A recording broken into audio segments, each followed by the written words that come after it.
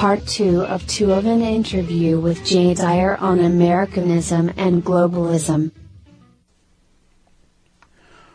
Welcome to another episode of Our Interesting Times. It is my pleasure to have Dyer back on the show. Jay, of course, is the host of Jay's Analysis, jaysanalysis.com. He also is the co-host of Hollywood Decoded. It's carried on the Dyer network. You can subscribe to that network and catch the shows. I believe that's the second season on that yet? The metrics aren't in yet. It'll be a little while before they make a decision on that. Okay. Oh, I see. Okay.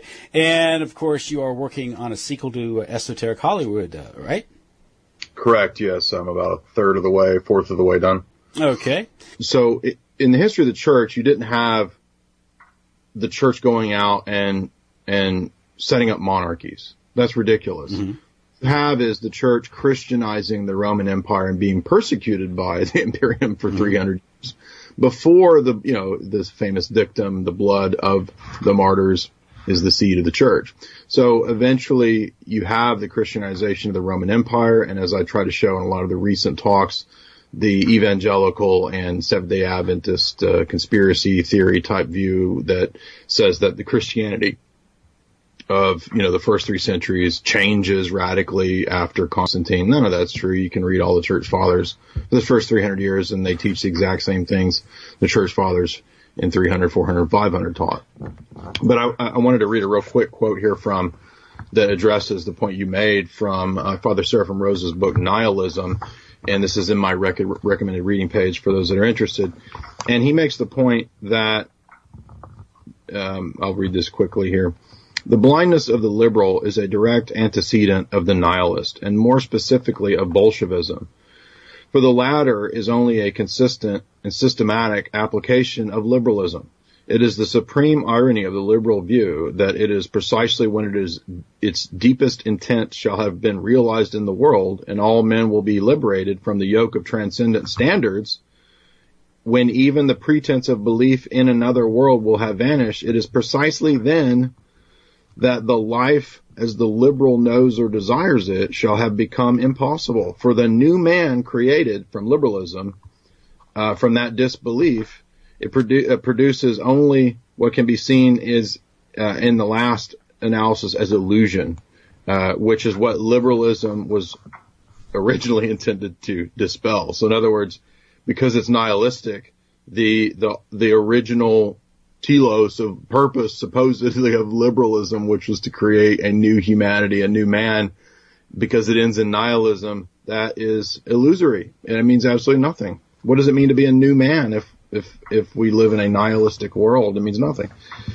In the Christian order of politics, it was founded upon absolute truth. So we have two competing, absolutely mutually exclusive views of the world. You can't mix Christianity and liberalism. He says, we have already seen, this is real quick, this is the end, in the preceding chapter, that the providential form that of government that took place in, well, let me read that. Let's say the principal providential form government took in union with Christian truth was the orthodox imperium, wherein sovereignty was vested in a monarch and authority proceeded from him downwards through a hierarchical social structure. We will see in the next chapter that the inverse is true in democracies. The people, quote unquote, are the sovereign, and they are understood as the, quote, authority that proceeds from below upward in a, quote, egalitarian society. But of course, we know that it's not egalitarian, really. It's egalitarian in name only. But it becomes a tyranny precisely because it's a religious commitment. And that's another point I want to stress to in regard to what you're saying about modernity and liberalism, is that this is even something that nihilistic postmodernists have seen about liberalism, like I just went blank. The gay Jesuit, former Jesuit postmodernists. What's his name? Who's the most famous postmodernist gay Jesuit? Is it Chardin or? No, he went straight into philosophy. and I think he didn't fully become a Jesuit. He studied it. But he wrote a famous essay I read back in my undergrad days about how modernity, in its attempt to get rid of the idea of hierarchy and pastors, and all it did was replace it with another form. Foucault. Sorry. Michel Foucault. Okay. All it did was replace it with another type of hierarchy, doctrine, dogma, right? This is a similar argument that we make a lot with radical materialists, is that it's another religious commitment.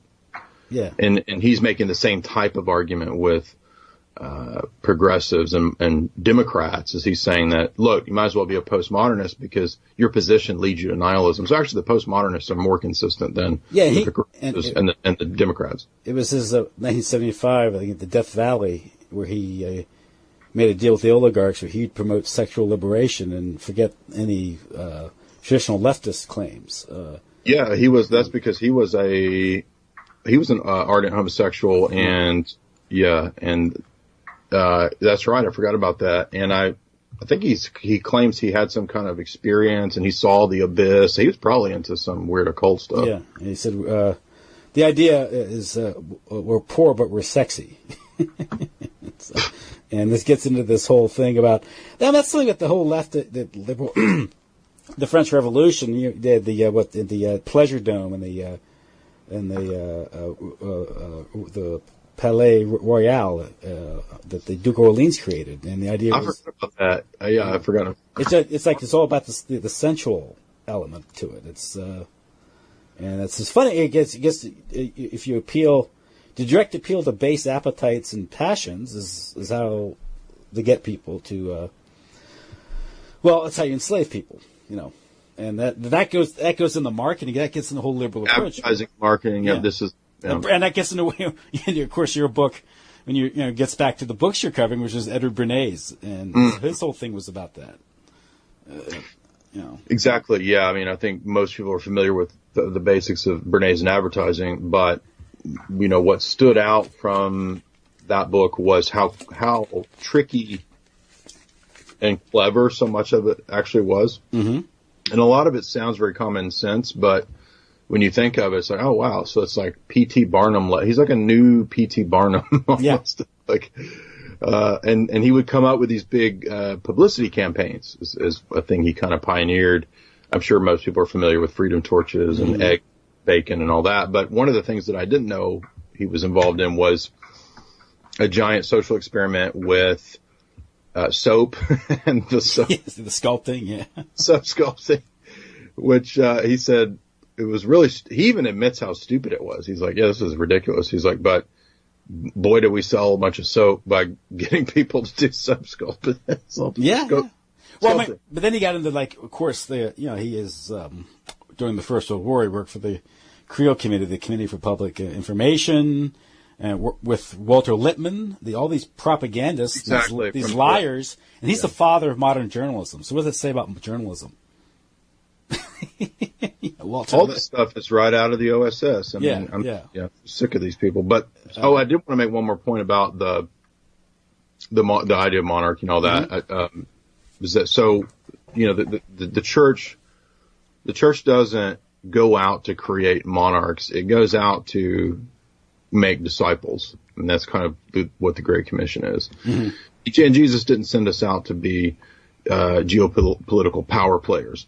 That doesn't mean that if you're a geopolitical power player, you can't convert to Christ, but it's about what comes first, really. So really, it's just like with democracy. All of this stuff is about putting things out of order the way they should be. You know what I mean? It's like, in a household, you don't make the 3-year-old the head of the household because that's out of order. Mm-hmm. Household is going to go crazy. There's going to be, poop everywhere and food everywhere. It would be insane. So the father, has a role. Under him, the wife has a role, et cetera, et cetera. And really everything else in the world, in nature, and society has this rough, same kind of structure to it. And ironically, even lunatics like Kessler admit that. They're like, oh yeah, nature is full of hierarchy everywhere. But we gotta be radically egalitarians and destroy hierarchy. Well, isn't that interesting? Because that almost seems like, to be consistent, you're going to have to make a war on nature, won't you? Nature itself is hierarchical. And that's what these seriously deranged Luciferian types, they really do make a war on nature. They really do believe that it's a kind of action of dark power to basically to do something nihilistic like that, to deface nature, to deface creation, to deface humans, to create something GMO, I think, is ultimately Luciferian. Yeah. Because it's anyway. So, but I back to the point of monarchy. So we basically, all we're saying is that we do have a long-standing working model of church and state relations. I'm not saying that what we do now is that, we're gonna go convert a bunch of monarchs and then force. You don't go top down like that. The conversion process happens through the people. And yes, it could be a monarch converting right away. Who knows? A leader, whatever. But it's only Christianized societies that take on the role of the confessional state. So this is a point I wanted to make, to stress what you were saying earlier, because people are going to freak out and they're going to be triggered and go crazy. We're not saying that we're going to have a Orthodox emperor suddenly in America and he's going to put to death everybody. I mean, that's crazy. That's lunatics. What we're saying is that you have a long process. Usually it takes centuries to convert people. And then comes the idea of the rulership. And in the history of the church and in the history of Israel, that rulership took on a hierarchical, monarchical form. And the role of the ruler, his power, it does not come from the people. It comes through the anointing of the church. This is how it was always done. Every ruler in the West, even prior to Charlemagne in the West, kings were anointed. It was the same in the East. It's called a coronation ceremony. It's been done hundreds of years in Christendom. This sounds so crazy, and people are so like, "What in the world? That's insane." Well, it's been done for millennia now. Nothing new here. But it also doesn't mean that, if I can get online and Google and find a Christian empire somewhere, or maybe I can find a monarch somewhere. Like some of the monarchs that are around today are the worst human beings alive. Yes. So it's not. Yeah, Nero was the beast, I believe. So it's not like hierarchy and monarchy itself is inherently, and many of those people are just CIA puppets anyway. The Shah was a CIA puppet. Mm-hmm. Yep. He's supposed to be he supposed to be the reincarnation of the Persian emperor. He's a puppet of the CIA. So many monarchs are in the modern day are CIA puppets and tools and stooges. Remember we talked about, I think one time that you knew more about it than I did. The Daniel Estlin talks about with the Prince of Monaco and Grace Kelly. Oh yeah. That guy was totally screwed over by the CIA and the New World Order and all that. So there's nothing inherently great about monarchy per se, and many of those people are degenerates and wicked people. But what we're saying is, like Father Rose said, is that when a place becomes Christianized providentially, the tendency was always to adopt that form of government because it coincided with the theological worldview. Mm-hmm. We believe in the liturgy. We sing about the heavenly powers, the thrones, the principalities, dominions. So you have this 9 choirs of the angels underneath God who govern the universe. And that same principle is reflected in not just creation, but also in family relations in the world. And this has long been taught by Dionysius in the Celestial Hierarchy, St. Germanus and his commentary on the Divine Liturgy.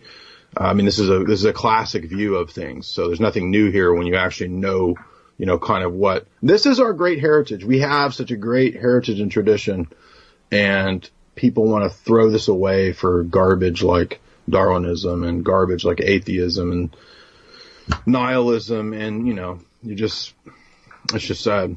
Well, from the standpoint of the American Catholic Church, is the proper posture for the Church should have been, or would have been, rather, that American that if you're American and you're a Catholic, there really is no proper place at the table for you for America, because America, ultimately, the founding ideas of America is incompatible with Catholic doctrine. And that's a hard pill to swallow, a hard pill for many people to swallow. But the American state was established. It was a disestablished church, which was something new on the scene at the time. But the America itself was highly decentralized. It did have established state churches at the time. But be that as it may, what happened was that Catholics. By the way, we still have established church. People don't know this. Because all those CIA people, most of them are Episcopals. Yes. So you still have that. No, I'm joking. But I guess the ambition or the desire for Catholics to have a seat at the table. I think Claire Booth Lucy even wrote about this. There's a quote of hers that David Wemhoff talks about how good she writes in a letter how good it is for finally to have a place at the table. To sit at the table with the elite, and this sort of seduction of the American Catholic Church. And he makes the point that this pluralistic society generates a lot of wealth and prosperity. So it's very alluring to a lot of different people. Well, are we going to serve God or mammon? Exactly. That's what we have to get to. It's the ultimate question: is what is a good society? And this is largely subjective, but again, it's not about making more money. Having more perceived power in these things. And that's where the church and the American Catholic Church became, the Catholic Church became Americanized. And that's when it was utilized. I think it was Henry Luce who realized, he gave a speech in the late 40s about American Catholics being much different than other Catholics. And America's position in the world after World War II, with its victorious dominant power of the empire, and they could use that the prestige of America and use more or less Catholic frontmen to go out and infiltrate the church and use church offices throughout the world to spread globalism, Americanism, which is globalism, this World Economic Plan, which Henry Luce wrote about. We all see came into fore with the Bretton Woods system and these things in the 70s with the petrodollar and the whole idea of globalism itself is part of this World Economic Plan. But he made the point that a lot of Catholics will be offended by the policies in China vis-a-vis the Catholic Church, because they suppress the Catholic Church in China. And he says, well, it's not so much Catholicism that the Chinese Communist Party is worried about, and the Chinese Communist Party really is represents the ethnic Chinese, for better or for worse, as it stands now. Yeah. And they're afraid of liberalism being injected into China via the Catholic Church. So, and that was a great point. Right. Now, I'm no fan of Chinese communism or anything like that. I think it's a wicked system. But that is an interesting point, and it is true. And I think once you understand that, I think you've made a big step forward in understanding how the modern world actually works. And you have to understand dialectics, right? Yeah, exactly. Multi-level dialectics. Yeah, it's just like Russia banning the Jehovah's Witnesses, Scientology, some other weirdo cults. I would say that is a step in the right direction, precisely because they recognize, and they even say this, that those can be tools for intelligence operations. And they are. Absolutely. The CIA has a long history of exploiting cults and religious groups. I mean, come on. Scientology itself has ties back to naval intelligence, even going back to Crowley, correct, which is British intelligence. Right, exactly. And then with Hubbard, right, exactly. Yeah. So it actually makes sense why they would do that. Now, that doesn't mean that the Chinese regime is virtuous or good or whatever, but it means that a lot of Catholics who would be buying into Cold War dialectics, reading National Review and the Glenn Beck are going to think that it's just because they are atheists.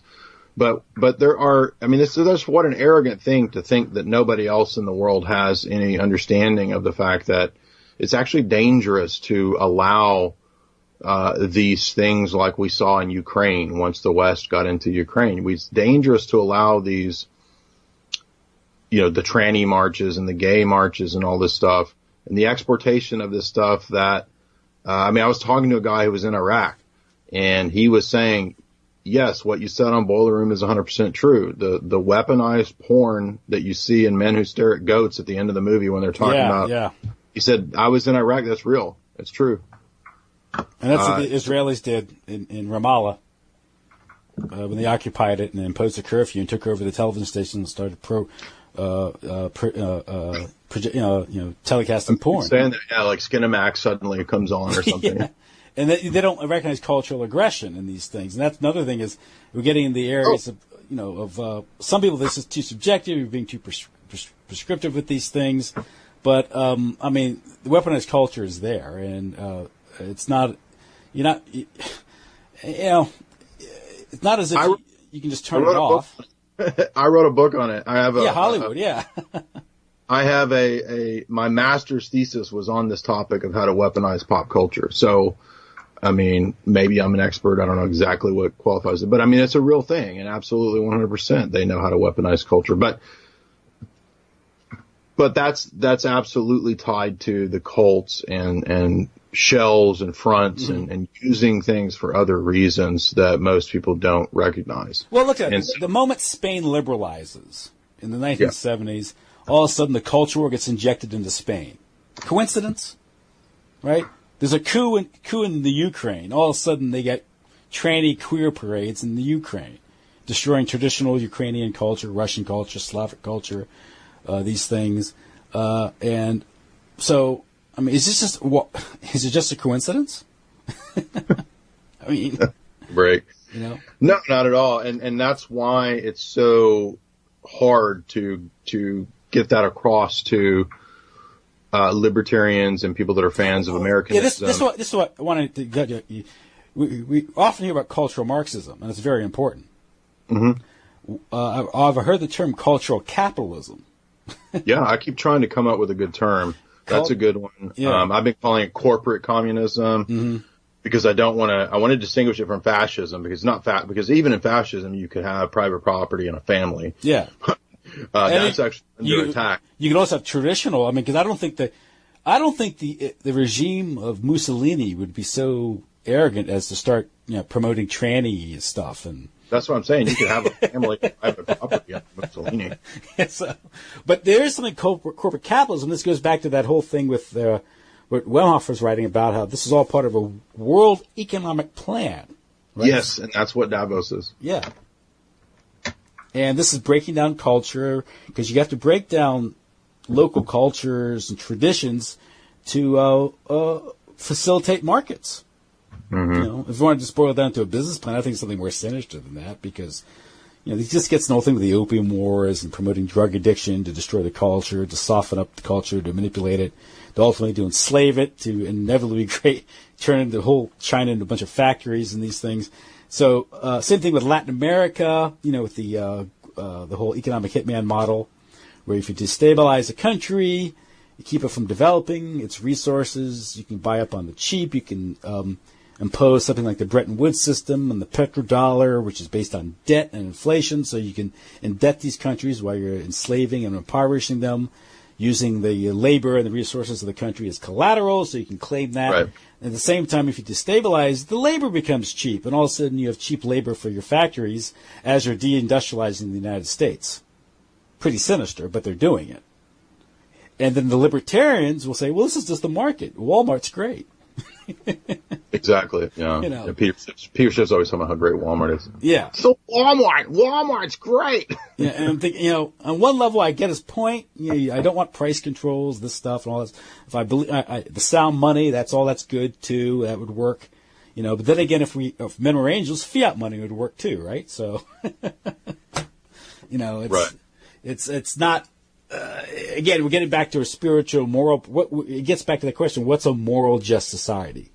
Well, see, here's the thing, and this is a point where there would be agreement and disagreement with somebody like Dugan. And I keep getting people asking me, why are you a Duganite? I've already talked about this many times, but Dugan on the one hand wants a form of cultural relativism where maybe we can guard against tyranny by allowing decentralized cultures to do their own thing. But that runs contrary, number one, to the traditional Orthodox view of there being absolute truth. I mean, that's what Father Rose was saying, is that the traditional development of our view of church and state became Orthodox imperium. So imperialism necessitates the idea that there is one absolute truth. There is no cultural. Let me put it this way: there is a sense in which there's cultural relativism, and that's why the imperium has always allowed different liturgies, different languages, different practices, and so forth that don't conflict with divine positive law, as you pointed out earlier. I completely agree with that, and we agree with that. For us, the divine positive law is, we would share this same principle with Roman Catholicism for the first 1,000 years, and you're bound by that. Your nation can't, for example, institute bestiality. I mean, this goes against moral law. It goes against positive divine revelation, etc. So on the one hand, there is a universal aspect to this absolutism, but that is also not a dialectic. We always want to and this is what you see in the ecumenical councils when they're hammering out Christology and when they're hammering out the Trinity, and ecclesiology, they're wanting to avoid dialectics. We don't want the one to be set against the many. There have been some great philosophical books that have been written about this, and it necessarily, your worldview will necessarily be your society's world will be reflected in the social order. So the social order will have either a striving for balance between one and many, or it's going to tip over into one or the other side, and you're going to have the anarchist saying that it's all got to be the individual, or you're going to have the collectivist saying, we're all under one, or the imperialist says, our Teutonic racial dogma says that we are the chosen God race through evolutionary principles, or whatever it is. But we would say none of those are true, because those are all relativistic, and that we actually have a specific revealed anthropology and a revealed doctrine of how we ought to strive for our church-state relationships to be. And they don't, at least what we strive for is that we don't want them to be out of balance. We don't want there to be a loss of the richness of the diversity of different cultures. Mm-hmm. That's why there is the Tower of Babel being dismantled. But we also don't want there to be total relativism. What I was going to say earlier when we were talking monarchy, what do we constantly read in the book of Judges? This is a great testament. Even if you don't believe the Bible, you can read the book of Judges and see this principle of wisdom that throughout, at the beginning of the book and the end of the book, you have the statement, and there was no king in Israel in that days. And let me restate it. There was no king in Israel in this day, and everyone did what was right in their own eyes. So the decentralized democratic stage of Israel's development was relativistic, and it was chaotic, and it was nonsensical. And then when we see the birth eventually of the kingdom period, yes, there's a lot of bad. There are some good kings, David, Hezekiah, etc., Josiah. But the point is that you get order. And throughout Scripture, God prefers order over disorder. I mean, heaven is not disordered.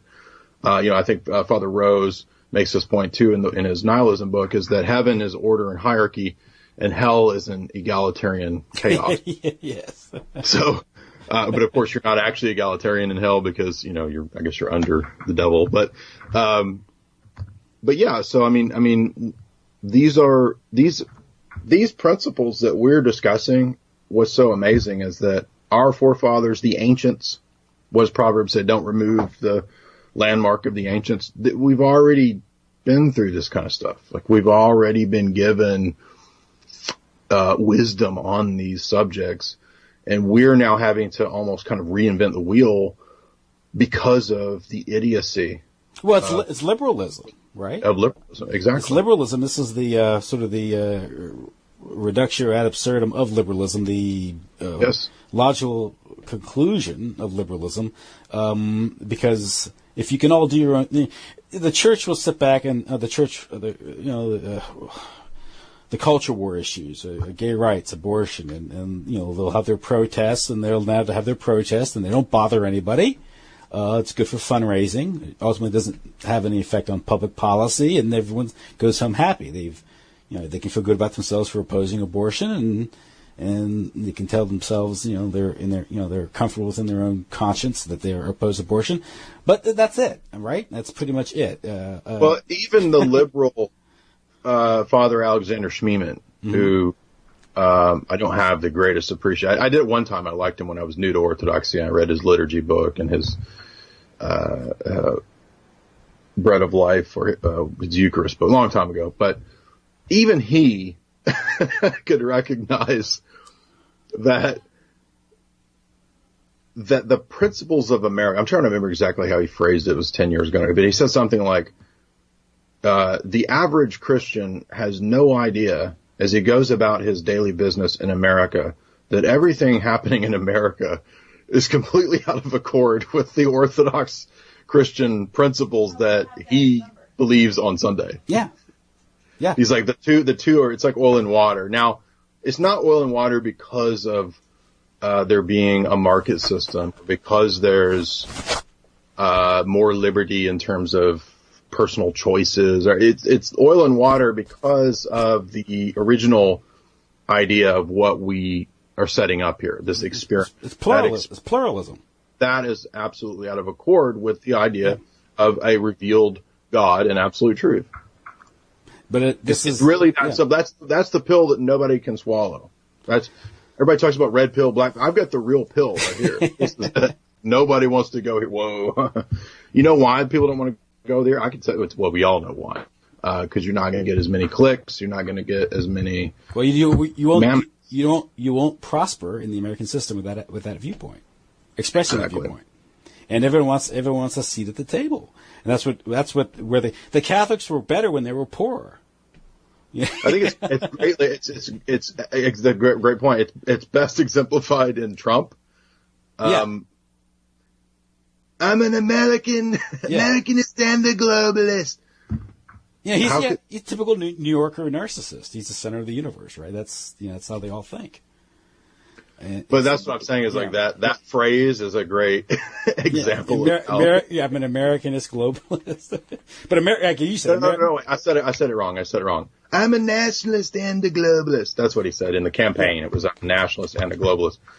But Americanism was I guess you could say a beta test for globalism, because this all goes, you said this goes back to the New Atlantis, and goes back to the American. This is Bacon, the book. Yeah, and this is why ethnic Catholics, if they really know their doctrine, are completely out of place in America. This is why it was important to get them out of the ethnic neighborhoods, get them in the suburbs to become deracinated, feeling cut off from their roots, and ultimately cut off from their faith, because now when they're cut off from their faith, they can become committed American. They become committed Americanists, which what that really means is they worship mammon. Yeah, I have many Catholic friends that we still agree and we dialogue on this topic because they have recognized the importance of ethnicity. Many people, obviously, who've read E. Michael Jones and so forth. So you were talking about ethnicity in the beginning of the conversation. And it is important because now we've become, if you talk about ethnos or ethnicity, you are considered a retrograde. You're talking about white nationalism, aren't you? Well, whiteness itself is a degraded, deracinated concept, right? I mean, that's... Yeah, this is something that you can debate, but this debate comes up a lot because it just depends on what you mean. I mean, I would agree that you could make a classification. Do you mean Caucasian peoples? Yeah. If you mean that, and that's what white is, then there's nothing wrong with saying that there is a classification, and it's real, of recognizable groups of people called Caucasians. And yes, even though there might be, 1/10 German and or 1/10, I don't know, like you might be 90% Caucasian and have, some American Indian, back. Yeah. But this is often an argument that's brought up. Well, so there's no such thing as white because everybody has some percent. Now, there is, because the variations of things on the edge of something, like variations of color of magenta or burnt sienna, that doesn't mean that there's no red. Okay. Yeah. And when I say that, it doesn't mean that I'm saying that there is a perfect blue-eyed Aryan person. It doesn't work like that. It's just merely a way of looking at groups of people that, by the way, anthropology for the longest time, mainline anthropology for the longest time, has used the classification of Mongoloid, Caucasoid, right? These classifications. So it shouldn't even be controversial, but the media has, and these idiot universities have made it controversial. I would actually say, and this is where everybody's going to call me a fruitcake, but because I believe the Genesis narrative, I actually think Genesis 10 is actually describing groups of people who spread out, right? And 10 is before Babel. So in Genesis 10, you have what's called the 70 nations who descend from the sons of Noah. I think white people are Japhethites. I think that's pretty obvious given the regions, roughly speaking, that Genesis 10 says the sons of Noah went into. So the Shemites, they went into the Middle East, and they're the Semites. This is pretty commonsensical, I would think. Does that mean I know everything? No, I don't exactly know how Asians fit into that. Maybe somebody one day will figure that out. Maybe there's some guy out there who does know that. I don't know, but the Cushites we read about, they become the Egyptians. They become the people who went into Africa, and this is the descendants of Noah's son Ham and Canaan. So I think that Genesis is correct when it says those things. And so if I say white people, I'm talking about the tribe that descends from this rough storyline. Sometimes people start talking about in terms of genetics and which is fine. And I'm sure that's a lot of that's true. But a lot of times people are also wanting to harken back to some old stuff, some primeval history or something. And this is where it gets into all these mythologies and Teutonic Knights and all this. I don't believe any of that stuff. And I don't believe the Darwinian story. I think that's all nonsense, obviously. But so how do we, what do I offer? People want to ask me, well, if you don't believe in Darwinism, how do you, well, I read Genesis 10. I think it's accurate. And anybody who, disagrees, we can, we can have a debate on that. That's fine. But it actually makes a lot of sense, the stuff that's written in Genesis 10, because, you have even there, you have predictions of the Japhethites coming under, and uniting with Shem. Now, I don't think that means what's the word I'm looking for? That's not like the British Empire becoming Judaized. It's a prophecy it's a messianic prophecy that the majority, of these people group will adopt the religion of Shem. That is the same as all the other messianic prophecies, that the Gentiles will convert to worship the God of Israel, Jesus. And that's not to say that no Hamites converted to Christ. Obviously they have. We have many famous black saints in the church. Yeah. But in regards to America and the current debate going on now, obviously you have a lot of, as a dialectic that's being created, a lot of the Black Lives Matter is there to create the reaction of white nationalism, the reaction, and create a lot of conflict, that needless conflict, but they create this divide. Nevertheless, I do think there's a legitimate desire for certain ethnic groups to want to stick together and have a community of the same values and these things. And an example is that America at one time, prior to the Second World War, was largely a confederation of ethnic enclaves, neighborhoods, and communities. And it was largely Caucasian. It was largely white. You can say that. That's fine if you mean, And it also had many laws restricting immigration. Immigration, the flow of people.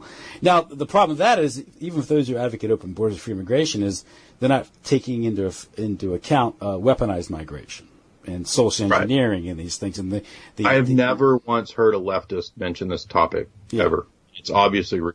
So that tells you everything right there. It's not. You're not dealing with a free market or freedom here. You have multiple levels of coercion and going on here, namely fomented civil wars and economic exploitation of actually they will areas. They will sometimes argue that the open borders. I mean, I hear libertarians every day saying open borders is libertarian because of markets. It's a market principle that you should have no borders. I mean, Marx supported free trade because he said it would wreck existing cultures. Well, this is the idea of part of libertarianism being part of the Freemasonic dialectic that's planned. Right? I mean, once you figure out the Jacobins and the Girondins are on the same team, really. Yeah. The Jeffersons and the Robespierres actually weren't enemies. They're kind of on the same team. Then it kind of, the whole American French Revolution thing kind of makes sense. I mean, it was capitalism created gay rights, as David Bowes wrote, right? I think so. This came to the fore in the Cold War. Yep. Because, and again, the Soviet Party is ridiculous. Bertrand Russell is a big fan of it, so I'm not saying that. I hate Bertrand Russell. I'm not saying that it's good because it forbade homosexuality. But what I'm saying is that in the psychological warfare strategies, the West tried to use this as a point. Mm-hmm. Freedom equals gay rights, therefore that's how we beat Russia. Like freedom equals modern art. Right. And by the way, doesn't that actually I think that it was probably intended to backfire as a way. No, I know it was. So it's just like in Ukraine or in Russia, because Russell said a long time ago, we got to abort these damn Russians, we got to kill more of the Russians. Mm-hmm. And he says, we got to introduce all of this dark psychological warfare to destroy this people group. What happens is they are told in the psych warfare that this is your right that's being suppressed. Yeah. It's your right to be gay. It's your right to have abortions. You are being suppressed because you can't kill your offspring. Yeah. And it's so dumb, but at the same time, it actually works because, this is that dark power behind degrading people and decapitating people. Yeah. My point was as much of the ethnic demographics of the United States today was not free markets. There was a lot of social engineering brought about through fomented wars. The thing called the so-called American Civil War, the destruction of the South, and then you have the economic destruction of the South, and also you have all this cheap labor that you can import up into the North to break the unions and these things. And at the same time, they're intentionally putting these sharecroppers from the South into these concentrated, Polish neighborhoods in and around Detroit. And it's not as if they didn't foresee a problem; they wanted a problem because they wanted to break up the neighborhood. And same thing. And a lot of people, the Jews were involved in this, the Quakers were involved in this, the Blanchard brothers, just a lot of the WASP and these things, because basically it was a way to break up the Catholic ethnic neighborhoods because they saw Catholic power as a threat to the American century, these Catholic ethnics. And the idea was get them into the suburbs, and you get them into these subsidized loans, these bigger houses. They're in debt forever, but they think they get a big house and then they got to buy a car, then two cars, and this sets into motion this debt-driven, inflation-driven consumerism. Right. So this would kind of be more of a union of the WASP elite and the Jews, power going against the Catholics. It's sort of this. It's Michael Jones's theory of the three ethnic groups: WASP, Jews, and Catholics in the United States. And you have to understand this ethnic. Roughly, if you look at these ethnic groups, you got to understand of the politics, and the demographic warfare that went on in the 20th century. My point is that the current situation now and notions of white identity are a product of social engineering, and it's sort of a negative.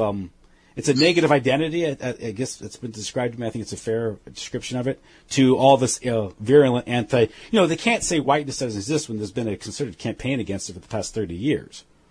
Right. And we see it now with commercials, and not just whiteness; it's also male. Male authority. So it's sort of a white male thing. So masculinity is toxic, but it's a social. Male is a social construct. Yeah, and at the same time, they brutalized femininity by throwing women into the workplace, calling it liberation and these things, and this destroys the family. And this, I've made the point that everyone talks about, the wage gap and how. I think going in the 1970s, women earned 40 cents for every dollar a man earned, and now it's like 78 cents for every dollar. And they say, this is progress. I don't think that's not progress at all. That's a negative index. It's a terrible index because it's come at a huge price. The deplorable decline in family life and the rearing of children and these things and the problems we're seeing now. Of course, this is all liberation because all the gay stuff and transgender stuff and all this stuff, that's the libertarians say this is all liberation, people just being free to what they are. No, this is a product of the sexual revolution, the destruction of the family, the destruction of home life, the fact that kids are raised in warehouses called public schools, are subject to all the psychological warfare of Madison Avenue and Hollywood. They're subject to more abuse because they're living in broken homes. And this is the stuff that we've talked about, was planned out with Planned Parenthood in the late 60s. It's all psychological warfare. It's not freedom. And to go along with what I said earlier, Russell says, and then Miles Copeland says, and we can include Miles Copeland's book in the Globalist book series too. Miles Copeland says that they knew that if they industrialized and made Egypt rich, it would reduce their population. Mm-hmm. Russell says the same thing. He says, if we can by the way, a lot of people think erroneously, they'll say, the exportation of industry to China and the industrialization of China by the Western elites was a plot to destroy the West. It kind of was. Mm-hmm. But Russell is very clear that it's also a way to modernize China to eventually bring down the Chinese population, because he literally says the Russians and the Chinese and all the Eurasian populations are vermin. Yeah. So I'm stressing that the technocrats know that when you industrialize and make a place wealthy, the tendency is for them to get lazy and decadent and degenerate, and then to not have children because they're lazy and they're controlled by their passions. It's unfortunate, but they know this from a psychological warfare standpoint. Miles Copeland writes it in his book. Yeah, and they're seeing generations ahead. Yes, Copeland had it. Remember that they had actuaries by the PR companies and the CIA, and him being the lead for the CIA. They had actuaries of how long it would take for if NASA went with this plan to get to lower population in Egypt. That is insane, but that's how they do it. Do you remember what I'm talking about? Yeah. Yeah, he said this is a setup, a stage. You bring in modernization and these things, and then that disrupts traditional Egyptian culture, and they get... And they had it phases. It was actuated in phases, like, okay, in this phase do this, in this phase, and then hopefully by, I don't remember what the year was, 2000 or 2020, we can have the Egyptian population down 20%. Or it's literally actuated out that way. And then when you go, like I did last week or this past week, and you look at the Davos documents, and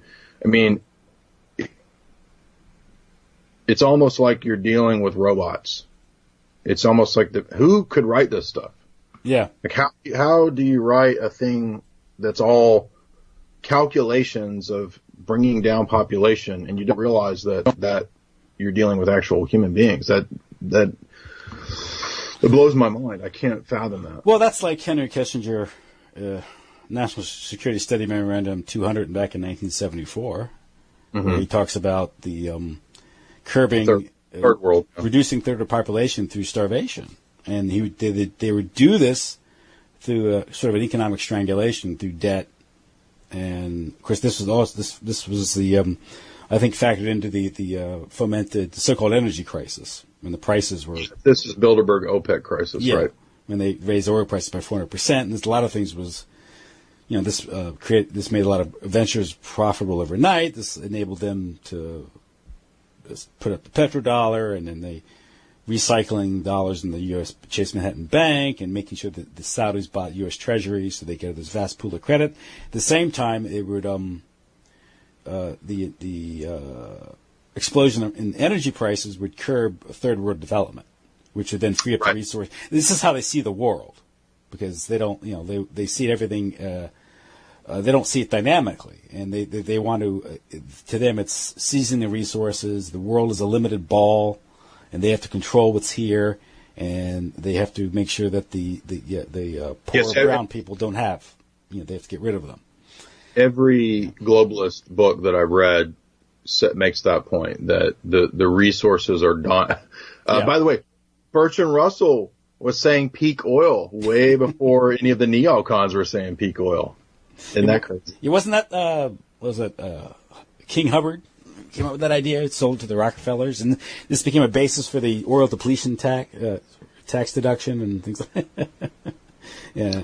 I hadn't heard that. I knew that it was, obviously the neocons were all touting it, and I remember. Yeah, King Hubbard is the other guy for technocracy. Him and what was the other guy? Howard Scott. They started technocracy at Columbia University in the 1930s, and he started pushing this peak oil thing. Well, that's where Russell got it, I guess. Yeah, it's probably, and then it was pushed by Rockefeller. Okay. And this is the whole idea about calling it fossil fuel. This is all this neuro-linguistic program. Dinosaur juice, like Chris said. Yeah, dinosaur juice and these things. And, well, there are only so many dinosaurs, so there's only so much oil. It's funny because it's the Russians that came up with the abiotic theory, which turns out might be true. It gets back to the whole because this factors in all geopolitics. And remember, the idea of going into the... Well, the crucial thing about geopolitics is controlling energy. Yeah. And by the way, that's actually discussed at Davos. They have like a triad that's always discussed, energy, security, population, something like that. And you don't want the Russians and the Chinese, developing a Silk Road or a pipeline, because then they get outside the Anglo-American dollar system, right? And so exactly. It'd be like trying to use barter outside the dollar. If that ever grew, it would be potentially a competitor, which, this is the argument for Bitcoin, at least at this point, the argument. So, and that gets back to the old Mackinder doctrine of controlling the sea power, controlling the land power, because you want them you want them dependent on the sea lanes, not developing internally, because they develop internally, then they get out of your control. And now it has a lot to do with satellites and controlling transactions. Exactly. I'm trying to think of the title of when I write a geopolitical book, it'll be something like Babel, Empire of Mammon and Sodomy. I'm not joking, because then it'll end up on like a bunch of gay sites or something. It'll be mistitled, and people will be like, "Oh, it's not what I thought I was getting." Sodomy and usury. But isn't the is the European community, isn't their flag like the Tower of Babel or something? There was a poster that was made up, in the 90s, that was supposed to be the iconic image. Yeah. It may be a flag. I can't remember if it's a flag, but I thought the flag was just like the stars. Does the Bank of International Settlements look like Babel or something? I feel like there was something. It does look like it looks like that Tower of Babel. Yeah. Yeah. So, one of these, the central banks owned by who? Well, we can't tell you. It's a matter of international security, I guess. You can't say national security, but you really don't know who owns that. I'm sure it's responsible people are in charge of the adults. So nothing. It's the experts. Don't worry. It's the experts. They'll take care of it. So, but you mentioned it's your new hierarchy. That's the funny thing. Hierarchy. Now you have a new hidden shadow hierarchy. That's the funny thing is we're told that monarchs and bishops are evil hierarchy. They're going to enslave us, arbitrary rule. But then we're stuck with the secretive Federal Reserve or the Supreme Court. Or now you have Emperor Rothschild now. Yeah, these banking families, and okay, we're free because I can vote if I want to. Yeah, I can cast a vote. I can press a button in the computer and hope it counts my vote properly. We're free. The other thing about monarchy too, I want to mention that a lot of people don't understand is that it itself is kind of an icon of the family, and it's very difficult to get across or to argue to a population that their families need to be destroyed when the people in power are a family. Now, we live in a supposed democracy, republic that's moving into the technocracy, which it was always intended to be.